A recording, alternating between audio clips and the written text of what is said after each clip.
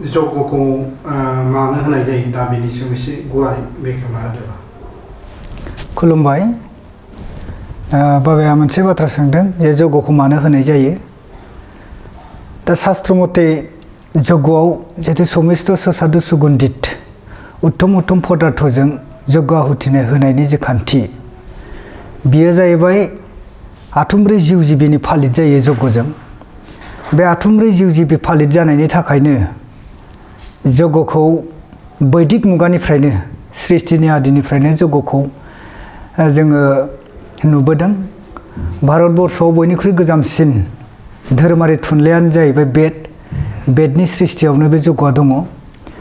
बिनिखायनो जों दिनै ब्रह्म धोरोमनि जेसेबां सिबियारिफोर दं बे ब्रह्म धोरोम सिबियारिफ्रा जगनि खान्थिजों बयनिख्रुइबो साबसिन मुवा बेसादखौ अरमा खुगा आहुति होनानै एक पूर्ण परब्रह्म ज्योति स्वरूप जाय खोन्दो गैया, सिमना गैया, जोबथा गैया, बे परमात्माखौ बे जगनि दारैनो उपासना खालामो आरो सासेल' इसोरखौ फोथायनाय बियो बे जगनि खान्थिजोंनो सोलियो।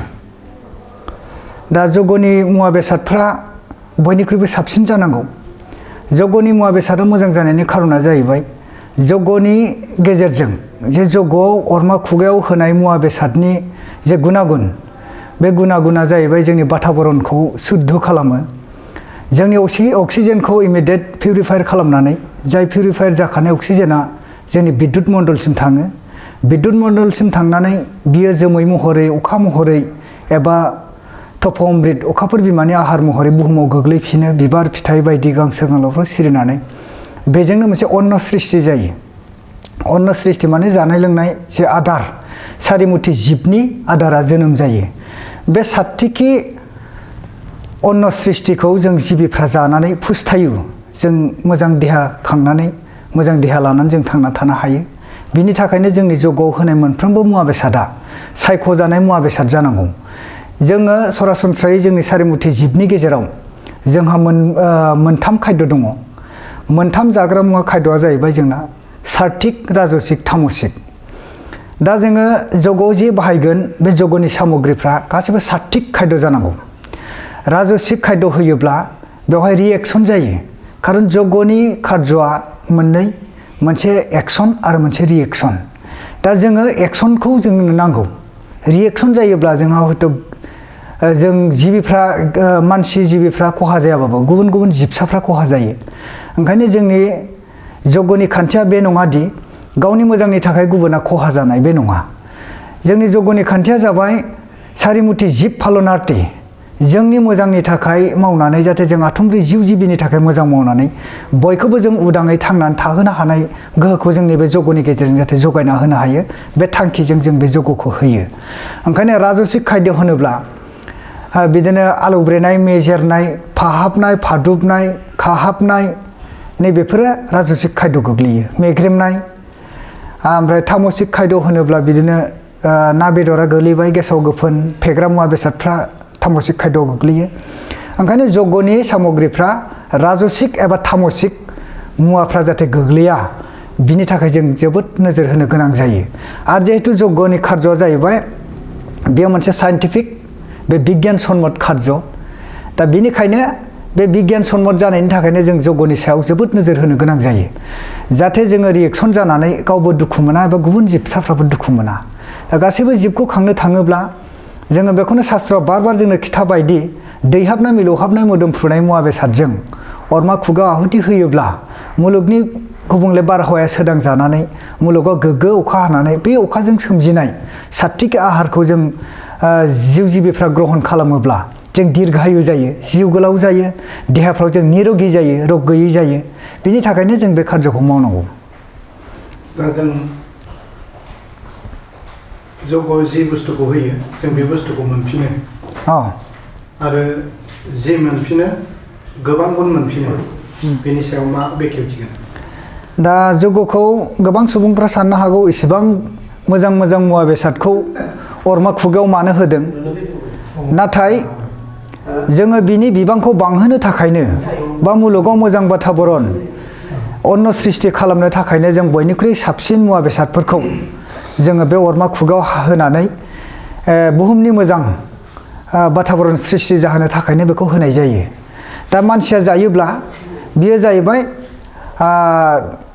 गुना गुना गोमायो जेन' जों मानसिफोरजों राननानै जायोब्ला बे जाग्राफोरनि देहायावल' खामानिखौ होगोन नाथाय जोङो बेखौ अरमा खुगायाव होयोब्ला बुहुमनि जेसेबां आथुमब्रै जिउ जिबिफोर दं उरन बरुन गजन ब्रह्मन बैसोरनि थाखायबो जोङो बेखौ आदार जगायनानै होनाय जायो बिनि थाखायनो जों बयनिख्रुइ मोजां मुवा बेसादखौ जोङो अरमा खुगायाव होनायावबो जोंहा मोजां मोनसे गुनागुन दङ आथुमब्रै जिउ जिबिनि मावनाय जाबाय आरो जों जायोब्ला जोंनि देहानि थाखायल' प्रटिन जगायनानै लानाय जाबाय जाय जादों बेनिल' खामानि जागोन आरोखि ओंखायनो जों अरमा खुगायाव जेसेबां हायो मोजां मुवाखौ होनो नाजानांगौ आरो जोंनि जगआव बाहायनाय घिफ्रा मोजां रोखोमनि घि जानांगौ जाहाथे माने गाज्रि घिफोरखौ होनानै बिनिफ्राय जों रिएक्सनखौ लानानै जों जाहाथे दुखु सैनाङा बिनि थाखायबो जों सांग्रां जानांगौ ओंखायनो जगआव बाहायनाय मुवा बेसादफोरखौ जों जोबोद नायनो गोनां जायो गेसाव गोफोन जानो नाङा बिदिनो गाज्रि मुवा बेसाद जानो नाङा नैबेबादि जानांगौ आरोखि दा गोबांखौ नुनो मोनो फ्राय मानसिफ्रा बे बुस्थुखौ नलेजआव गैया थारमाने प्लास्टिक बायदिसिना दाखोरफोरखौ जोङो अरमा खुगायाव गारसननायखौ नुनो मोनो बेनि बेलायाव माबाफोर बेखेवथिगोन बेथ' जोबोद गाज्रि दा प्लास्टिकफ्रा जेनेरेट बुस्थु बेफोरो दा बेफोरनिफ्राय जोंहा बहुद रिएक्सन जायो दा बेयाव प्लास्टिकफोर खामोब्ला बिनि जेनाखि पलुसन बेफोर एसे आलादा रोखोमनि गाज्रि रोखोमनि जोंनि देहायाव ओरैबादि बिहोमा खोख्लैनो हागौ जाय जोङो माने बेमार सोमजिनायनि एकदम गुबै जाहोन जानो हागौ दा ओंखायनो जोङो बे गाज्रि मुवा बेसादफोरखौ अरमा खुगायाव होनो नाङा आरो अरखौ जोङो साधारनै लानो नाङा अरखौ जाय मिन्थियो बेनो बयनिख्रुइबो गियानिसिन आरो बेखौनो देबबो होननानै बुंदों शास्त्रआव ओंखायनो अरखौ जों मोजाङै सिनायनांगौ आरो बे अराव बाहायजानाय मुवा बेसादफ्राबो बिराद मोजां जानांगौ जोङो मोजां बाताबरन सृष्टि खालामबासो जों मोजां रोखोमनि थांनानै थानो हागोन आरो बुहुमनि जों मोजां खामानि मावनाय जागोन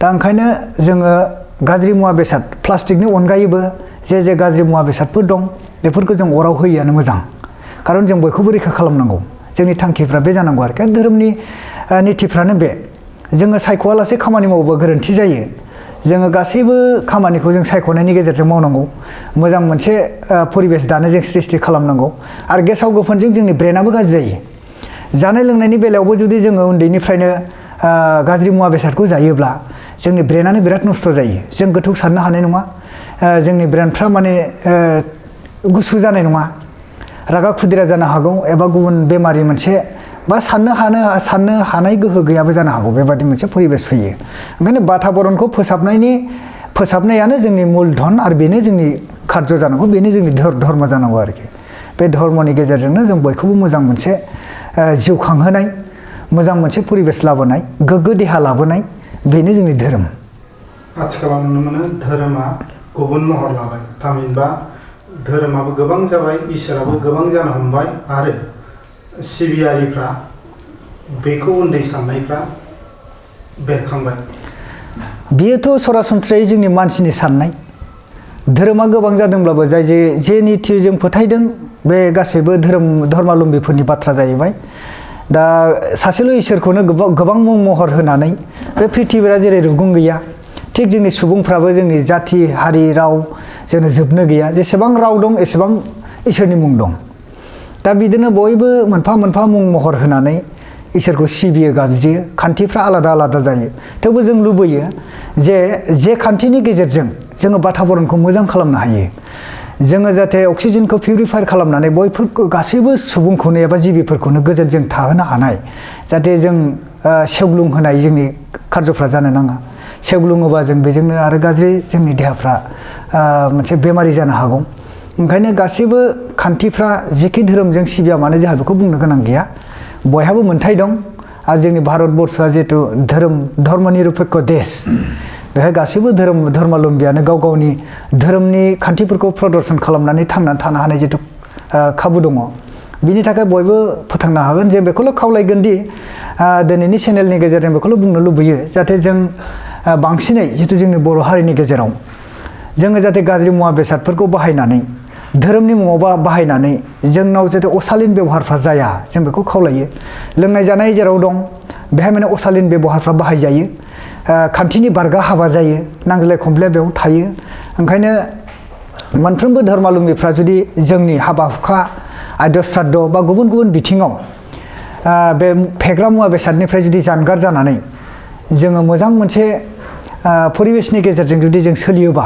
बा गुबुन गुबुन धोरोमफ्राबो बे गाज्रि मुवा बेसादनिफ्राय अराय उदां जानानै बयबो मोजांखौ हास्थायोबा मिजिंथिनो हायोदि जोङो बे बुहुमाव बयनिख्रुइ साबसिन मोजां जागोन आरो बे धोरोमनि जे ओंथि जायखौ धर्म होनदों बे धर्मआ बेयाव बाहायजागोन होननानै जों बुंनो हायो। जौगाहुथि होनायनि गेजेरजोंनो जों इसोरखौ मोननो हागोन ना जौगाहुथि होनायनि अनगायैबो जों माबाफोर मावबावनांगोन नामा? जौगाहुथिनि गेजेरजोंथ' जों इसोरखौ मोननो हायो जे इसोरखौथ' जों मोननानै दंखायो। इसोरा जोंनाव मोनथाम बाहागोजों हाबनानै दंखायो। जोंनि रोदा रुदु हारा मोदोम बे मोनसे जोंनि हा थोरफो जाबाय देहाया। थै दै गोलोमदै हासुदै खान्थि महरै जोंनाव देहायाव दै दं थै दं। बिनिफ्राय बारा अक्सिजेन महरै जिउ, अख्राङा जोंनि देहानि स्पेस, अरा जोंनि देहायाव खर' जर' गियान अग्नि, बिखा जर' आध्यात्मिक अग्नि, उथुमायनि गाहायाव जथरा अग्नि, मोनथाम अरजों 98% सेलसियास। जिहेतु बेनो खर' जराव गियान ज्योति, बिखा जराव आध्यात्मिक अग्नि अखाफोर सानस्लिं महरै जोंनाव बानानै दंफैयो। जाय खलथायाव मोनबा पन्चभूत खलथायाव जोङो जायखौ लानानै आं बुंगासिनो दं, नों बुंगासिनो दङ, बे आत्माया जोंनाव हाबनानै दं। नाथाय बे आत्माया जोंनि देहानिफ्राय गनाय लोगो लोगो जोंनि देहाखौ जों गोथै होननानै धारणा खालामगोन। ओंखायनो जिहेतु इसोरा जोंनि देहायाव दंखायो, इसोर थानायखायनो जों गांदों, उखैदों, थाबायदों, रायज्लायदों, सानदों, नङा होमबा? बे जोंखौ परिसालित खालामगासिनो दङ। जाय बयनिख्रुइबो जौसिनाव परमात्माया बयनिख्रुइबो गोहो गोरासिन गोहोफुं महरै मुलुगनि जेरावबो आसुगुर गावगासे जायगा गैयै बे गैयै गैया। सारा पृथिबियावनो बे गोसारनानै गोहो महरै गासैबो जिबिखौनो बाहायगासिनो दं, मावहोगासिनो दं, जाहोगासिनो दं, लोंहोगासिनो दं। दा ओंखायनो बे इसोरखौ मोननानै जोंबो सासे बे नैबे भुलकनि जिहेतु जों श्रेष्ठ जिबि, जोंनो इसोर बादि। ओंखायनो जों गासैबो जिबिखौ सामलायनायनि बिबान आरो खांनाय फेदेरनाय गासैबो बिथिङाव जों मानसिनावनो बांसिन गोग्लैयो। ओंखायनो जों मानसिफ्रानो बे भुलकनि देव देबि महरै आथुमब्रै जिउ जिबिखौ खांनायनि जे दायथ' बे दायथ' जोंनाव दंखाय बिसोरखौ अननाय, बिसोरखौ खांनाय, बेनो मोनसे धोरोम। आथुमब्रै जिउ जिबिनि रैखाथिनि थाखाय जे कार्य मावगोन बेनो धर्म। आरो बेनो नों इसोरखौ मोनगोन, बेनो सोरगोफुरिबो जागोन। बिनि उनाव इसोरा जोंखौ जोनोमनि उनाव जों थैखांनायनि उनाव मा जायो मा जाया जों बेखौ जों बुंनो हाया। दा मोनसेल' बाथ्राखौ जों बुंनो हायो, जेखि धोरोमाव थाया मानो सत्य जिनिसखौ प्रतिष्ठित खालामनांगौ। जाय सैथो बे सैथोखौ जों जेब्लायबो फोथांनो नाजानांगौ आरो बे सैथोखौनो धर्मबो होनो। दा धोरोमनि बिथिङा बे। ओंखायनो जोङो जोंनि अनलायनाय, जोंनि मोजां मोनलायनाय, जों इनक्लुसिभ मोनसे माबाजों गियानजों कनस्ट्राक्टिभलि जों खामानि मावब्लानो बेनो धर्म। जेसेबांनो बिजिरो एसेबांनो सैथोथिया बेरखाङो। सैथोथिखौ नों गोथौआव थांनांगोन, आध्यात्मिक चेतनानि गेजेरजों जों बिजिरनांगोन। खिन्थु आध्यात्मिक चेतनानि अनगायै जों गुबुन बिथिंजों नागिरोब्ला जों इसोरखौ मोननो थांनो नागिरा। हयथ' जुदि आध्यात्मिक गैयाब्ला जोङो जड़ पदार्थखौ इसोर सानफ्लांनो हागौ, मानसिजों बानायजानाय मुवा बेसादखौ जों इसोर सानफ्लांनो हागौ। नाथाय आध्यात्मिकआव हाबोब्ला आध्यात्मिकआ जोंनो रोखायै खिन्थागोन जे इसोरखौ सोरखौ उपासना खालामनांगौ। सोरगो होननाय लोगो लोगो बयबो धोरोमाथ' बुङोना गोजौनासो मोनथिगोन होननानै। सारा सुबुंफोरखौ बुंनाय खोनागोन, हारसा जा, बर' जा बा गुबुन गुबुन धर्मावलम्बीफ्राबो बुङो जे गोजौनासो मिथिगौ होननानै। दा गोजौआव सोर दं? बयनिख्रुइबो जौसिनावथ' गियान ज्योति दं, सान ज्योति महरै दं। अन्तरिलकआव अखाफोर मण्डल, बिद्युत मण्डल महरै अखाफोर बिमा दं, गोसो सानस्लिं महरै। बे जाबाय अन्नदाता, आदार सृष्टि खालायग्रा अखाफोर बिमाया। दा गोजौआव दं होनोबा जों थोंजों सान ज्योतिखौ मिथिगौ। ओंखायनो बे सान ज्योतिखौनो उपासना खालामनानै जोङो बे फोथायनायखौ लाखिनानै जोङो बे धर्मनि जे कार्य बेखौ जों मावनाय जायो। दा बे समाव बाबानिसिम फंनैसो बाथ्रा सोंनायनि थाखाय साबायखर जासिबाय आरो बयनिसिमबो नायगिरि आइ आफामोननिसिम खुलुमनाय जासिहरबाय। ओम।